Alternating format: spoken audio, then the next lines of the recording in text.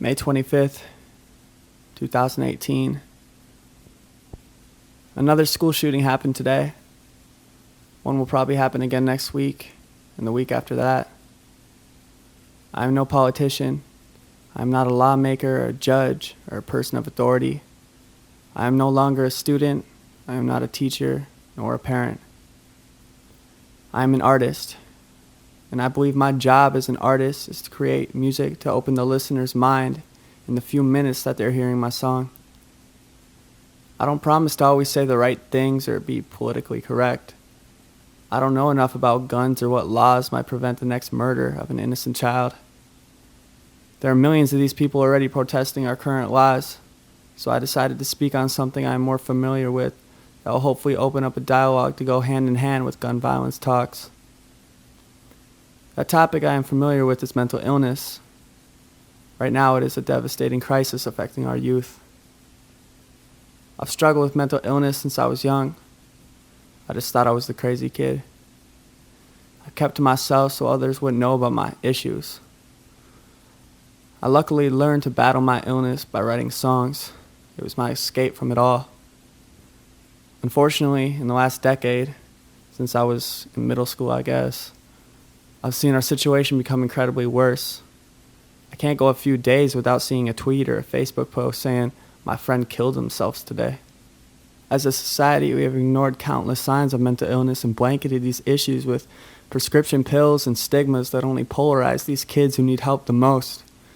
Then we sit on our couches and see headlines reading, "Record high teen suicide," and "Kid brings a weapon to class," then act shocked and make it seem like they're just born quote-unquote crazy.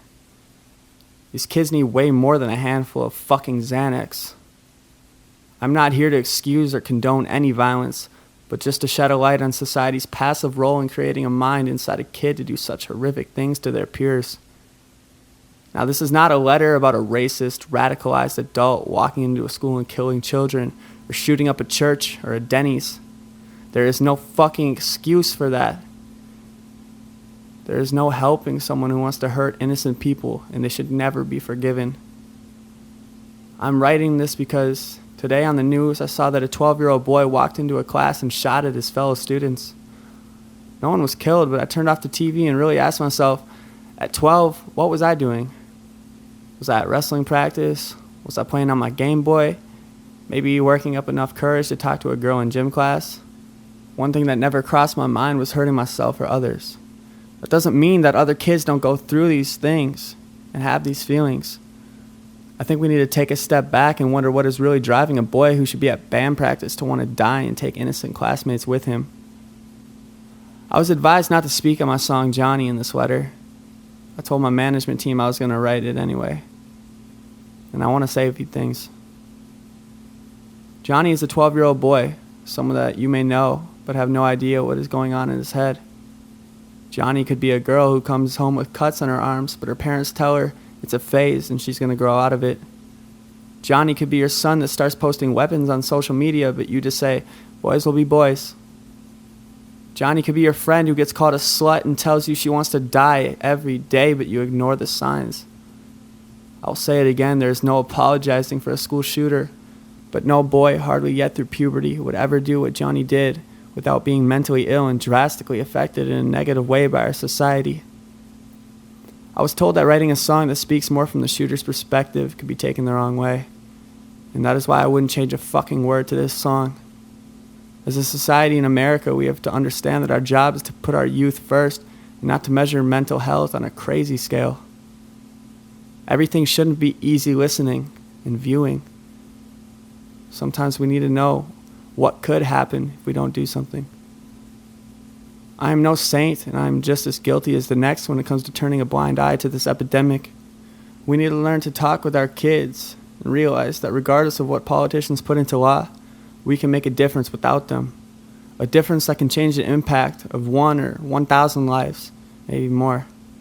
Something as simple as, "How's your mental health today?" Or, "I saw your tweet. Are you doing okay? Let's talk about it." This song was meant to cause a stir. It was meant to upset people. It was meant to really put the pressure on us as a society to combat mental health, starting from preschool onward. I didn't have someone at my school to talk about my feelings, and I was afraid to talk to my friends about it. I want that to end. I want there to be unlimited resources available in every public school for kids to let it all out and to know it's okay to be sad, but it isn't okay to give up. Most importantly, I wrote this song without a happy ending because there is no happy ending without us making a change. Before any law is put in place or before any therapist is put into our schools, a shooting will happen again. I end this letter by saying this. I am no politician. I'm not a lawmaker or a judge or a person of authority. I am no longer a student. I am not a teacher nor a parent. I am a human being. And I wrote this letter to hopefully bring us together to civilly and quickly put our kids first and make mental illness a priority. I will make no apologies for this song. If it pisses off 1 million people, if it helps one kid know that their mental health is fucking important and their society is here to support them through it all, then it's worth every bit of hate. I'm going to do my best from here on out to listen. Your friend, Riz.